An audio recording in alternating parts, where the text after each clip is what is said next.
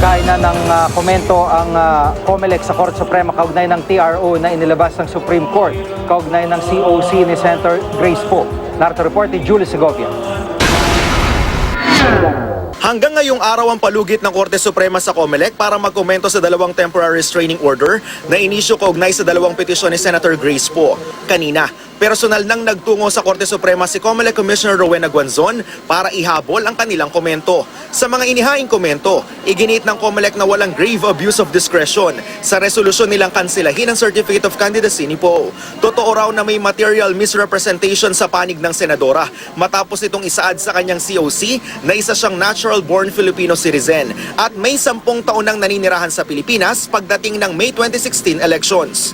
She deliberately attempted to mislead the electorate na hindi siya natural-born citizen at wala siyang 10-year residency, pero yun po ang nakasaad sa kanyang sinumpaang Certificate of Candidacy. Sina COMELEC Commissioners Rowena Guanzon at Arthur Lim ang tatayong mga abogado ng COMELEC para sa itinakdang oral arguments matapos tumanggi ang Office of the Solicitor General na ipagtanggol ang komisyon.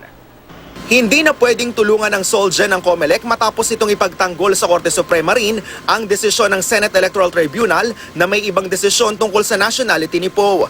Ang sabi ng SET, natural-born Filipino citizen si Poe. Pero sabi ng COMELEC, hindi. We are ready and prepared to argue our case before the Supreme Court.